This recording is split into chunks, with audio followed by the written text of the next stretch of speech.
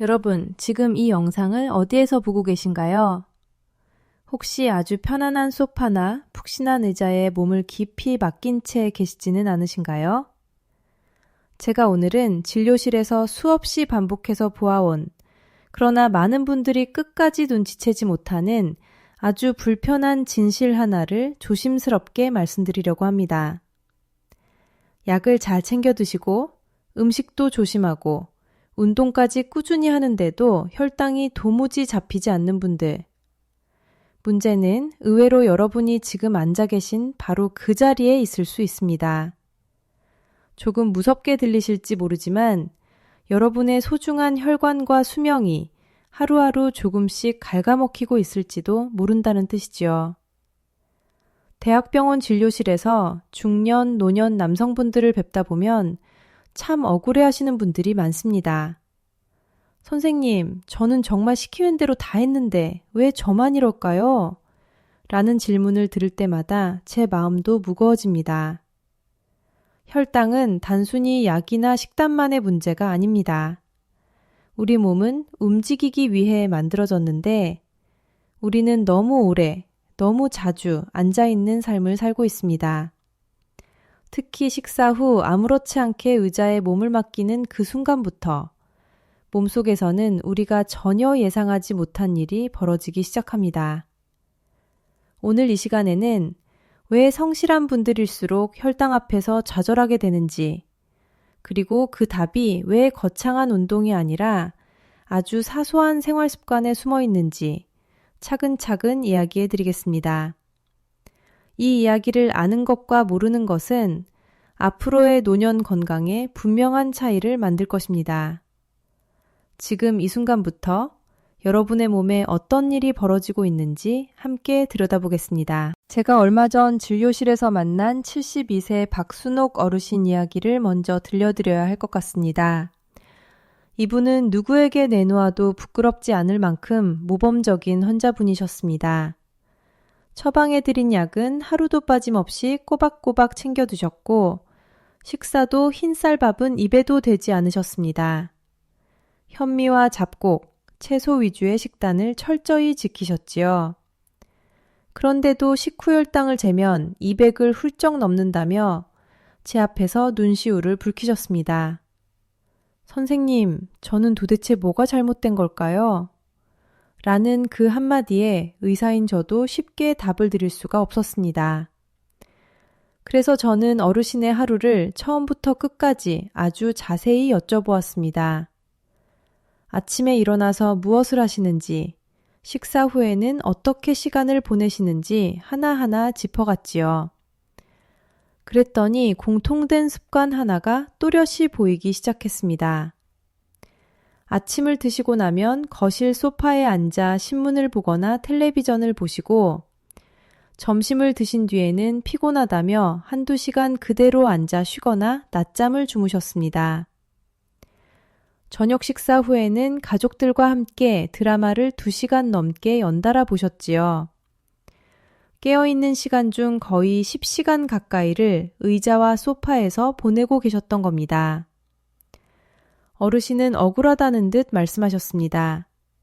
선생님, 저도 운동은 해요. 매일 아침 공원에 나가서 40분씩 걷고 옵니다. 맞는 말씀입니다. 하지만 바로 그 지점에서 우리가 자주 놓치는 치명적인 사실이 있습니다. 아침에 40분 운동하는 것보다 더 중요한 것은 나머지 23시간을 어떻게 보내느냐 하는 문제입니다. 하루 대부분을 앉아서 보내는 생활이 혈당에 어떤 영향을 주는지 많은 분들이 아직도 모르고 계십니다. 우리나라 성인들 가운데 하루 평균 9시간에서 10시간 이상을 앉아서 생활하는 분들이 생각보다 훨씬 많습니다. 문제는 우리가 이렇게 가만히 앉아 있는 동안 몸속의 대사 시스템이 거의 멈춘다는 사실입니다. 저는 환자분들께 자주 자동차의 비유에 설명을 드립니다. 아무리 고급 연료를 넣고 엔진 관리를 잘해도 시동을 끄고 가만히 세워두기만 하면 차는 결국 녹슬고 망가집니다. 우리 몸도 마찬가지입니다. 좋은 약을 먹고 좋은 음식을 먹어도 몸이라는 엔진을 움직이지 않으면 혈당은 갈 곳을 잃고 혈관 속을 떠돌게 됩니다. 특히 식사를 마친 뒤 바로 자리에 앉는 습관은 혈당을 아주 날카롭게 치솟게 만듭니다. 이것을 우리는 혈당 스파이크라고 부르는데 이 뾰족하게 솟구친 혈당은 혈관 벽을 사정없이 공격합니다. 마치 예리한 칼날로 혈관 안쪽을 긁어내는 것과 같습니다. 이런 일이 하루 3번, 몇 년씩 반복된다고 상상해 보십시오. 눈의 미세혈관이 터지고 콩팥 기능이 서서히 망가지며 발끝까지 가는 혈류가 막히는 합병증이 바로 이렇게 시작됩니다. 많은 분들이 아직 괜찮다고 말씀하시지만 혈관은 조용히 그러나 분명히 상처를 쌓아가고 있습니다. 이 이야기를 박순옥 어르신께 설명해 드리자 한참을 가만히 듣고 계시던 어르신이 갑자기 고개를 끄덕이셨습니다.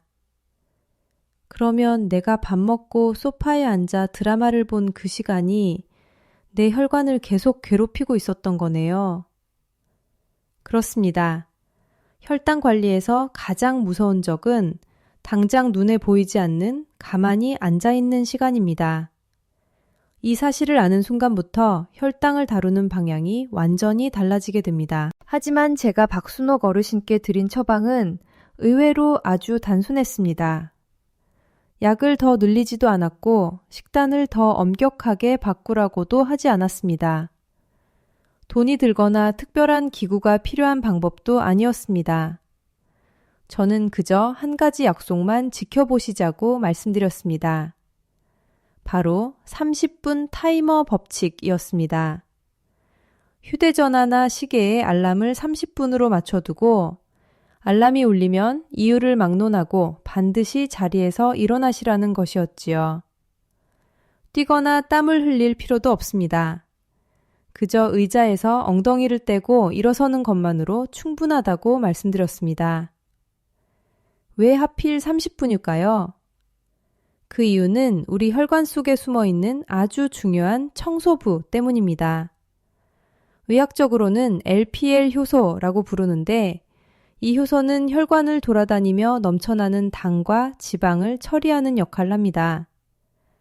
그런데 이 기특한 청소부에게는 치명적인 약점이 하나 있습니다. 우리가 가만히 앉아있는 시간이 길어지면 함께 잠들어 버린다는 점입니다. 30분 이상 꼼짝없이 앉아있는 순간 혈관 청소는 멈추고 혈당은 쌓이기 시작합니다. 어르신께서 제 설명을 들으시더니 그래서 점심 먹고 2시간씩 소파에 앉아있던 게 문제였군요. 하고 말씀하시더군요. 맞습니다. 30분마다 한 번씩만 일어나도 잠들어 있던 청소부들이 깜짝 놀라 다시 일을 시작합니다. 이 작은 움직임 하나가 혈당을 다스리는 첫 번째 열쇠가 됩니다. 그리고 이 습관이 어떤 변화를 가져왔는지, 어르신의 얼굴이 어떻게 달라졌는지는 잠시 후에 더 자세히 말씀드리겠습니다. 여기서 더 놀라운 이야기가 있습니다. 우리 근육세포 안에는 글루트4라고 불리는 아주 특별한 비밀 출입문이 숨어 있습니다. 보통 혈당이 세포 안으로 들어가려면 인슐린이라는 열쇠가 꼭 필요하지요. 그런데 당뇨가 있거나 나이가 들수록 이 열쇠가 잘 맞지 않아 문이 잘 열리지 않습니다.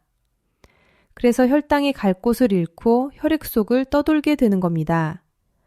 하지만 이 글루트4라는 비밀문은 예외입니다.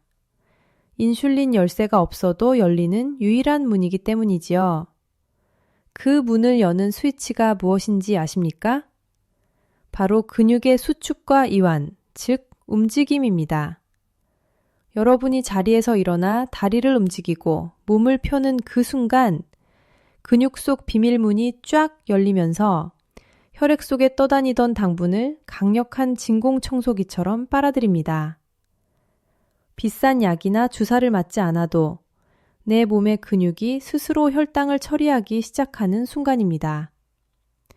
이 원리를 이해하신 박순옥 어르신은 그제야 고개를 끄덕이셨습니다. 아무리 현미밥만 먹어도 문을 열어주지 않으면 당이 다 밖에 남아 있었던 거네요. 특히 이 비밀문을 반드시 열어야 하는 절대적인 시간이 있습니다. 바로 식사를 마친 뒤 30분 이내입니다. 이때는 혈당이 본격적으로 치솟기 직전의 골든타임입니다.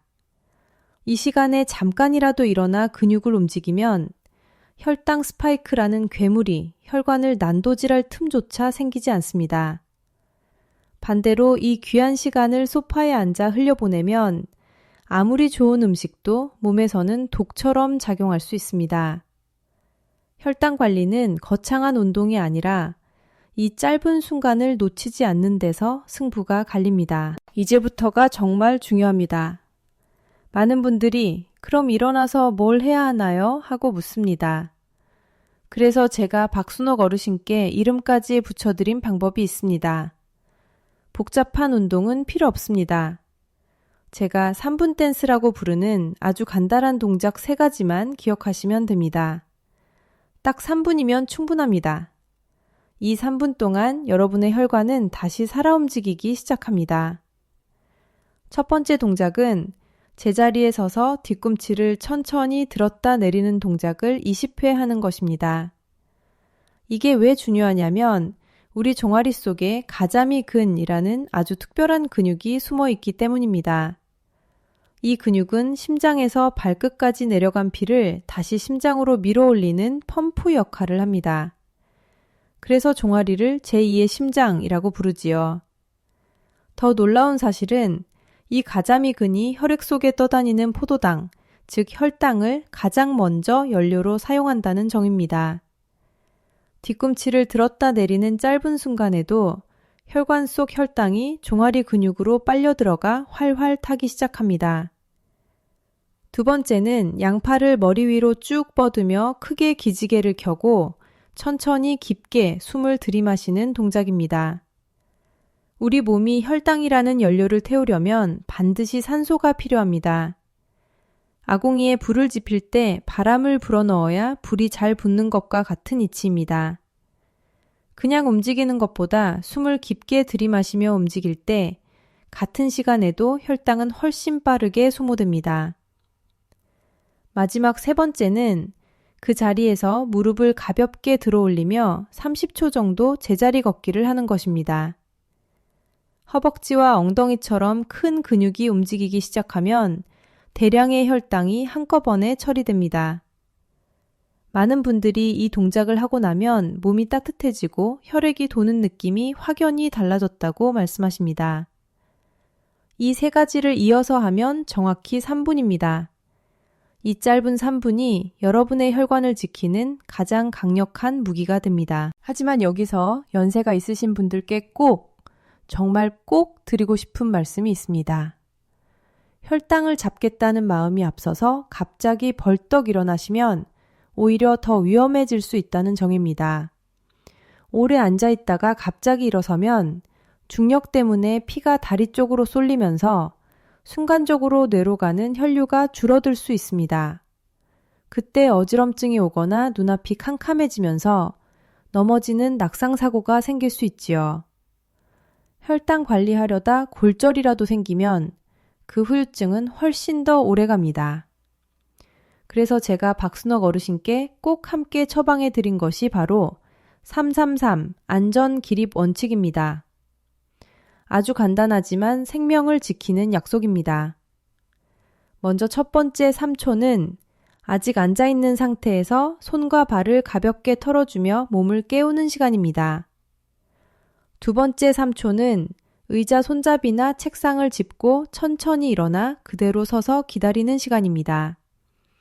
이때 혈압과 혈류가 안정될 때까지 잠깐 멈춰주셔야 합니다. 그리고 마지막은 아주 천천히 조심스럽게 3걸음을 떼는 것입니다. 이 3단계를 지키기만 해도 어지럼 없이 훨씬 안전하게 움직일 수 있습니다.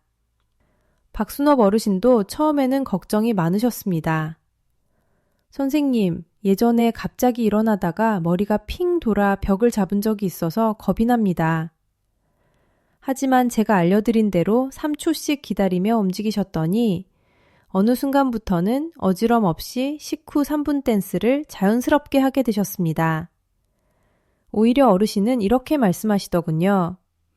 이제는 밥 먹고 가만히 앉아있는 게 더 불안해요. 몸이 먼저 일어나라고 재촉을 합니다. 그 말씀이 저는 참 인상 깊었습니다.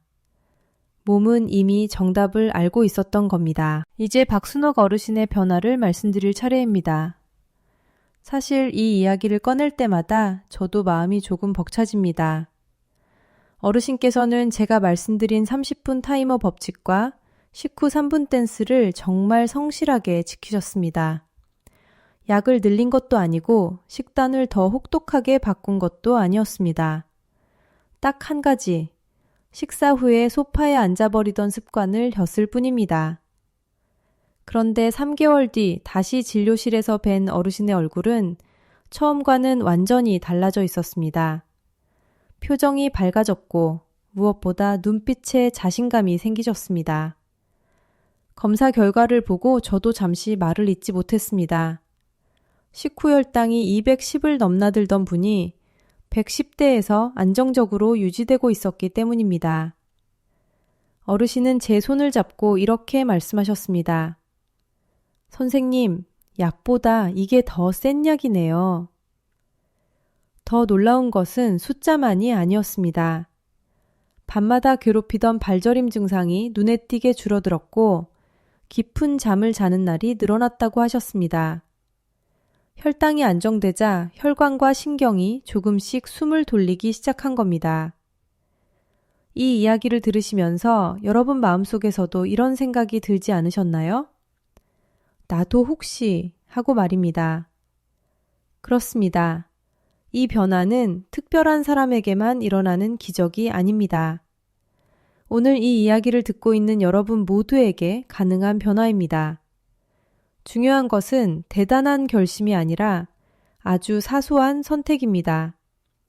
식사 후 그리고 30분마다 울리는 알람 앞에서 잠깐 일어날 것인가, 그대로 앉아 있을 것인가. 그 선택이 여러분의 혈관과 노년의 삶을 조용히 갈라놓습니다. 지금 이 순간에도 여러분의 근육은 움직여 달라고 신호를 보내고 있습니다. 잠시 일어나는 그 짧은 3분이 혈당 스파이크라는 공격으로부터 혈관을 지켜주는 방패가 됩니다. 자, 이제 다음으로는 이 습관을 하루 일과 속에 어떻게 자연스럽게 녹여낼 수 있는지, 그리고 진료실에서 가장 많이 받는 질문들을 하나씩 풀어드리겠습니다. 이제 이 좋은 습관을 하루 생활 속에 어떻게 자연스럽게 녹여낼 수 있는지 함께 정리해 보겠습니다. 어렵게 생각하실 필요 없습니다.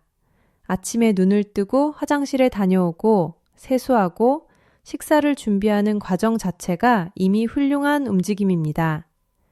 문제는 식사 후입니다. 아침 식사를 마치고 30분이 지나기 전에 첫 번째 3분 댄스를 해주십시오.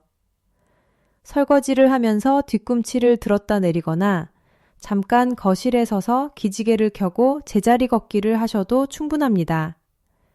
이 짧은 움직임이 아침 혈당의 방향을 결정합니다. 낮 동안에도 휴대전화 알람은 여러분의 편이 되어야 합니다. 신문을 읽다가도 책을 보다가도 알람이 울리면 이유를 따지지 말고 일어나 물 한 잔을 마시러 가거나 집안을 한 바퀴 도세요. 점심 식사 후에 졸음이 쏟아질 때가 가장 고비입니다. 이때 30분만 참고 움직인 뒤에 짧은 낮잠을 주무시면 혈관에는 오히려 훨씬 이롭습니다. 저녁에도 마찬가지입니다. 드라마를 보다가 광고가 나오는 그 시간이 바로 여러분의 운동 시간입니다. 진료실에서 가장 많이 받는 질문도 짚고 가겠습니다. 선생님, 요즘 발이 자꾸 저린데 이것도 당뇨 때문인가요?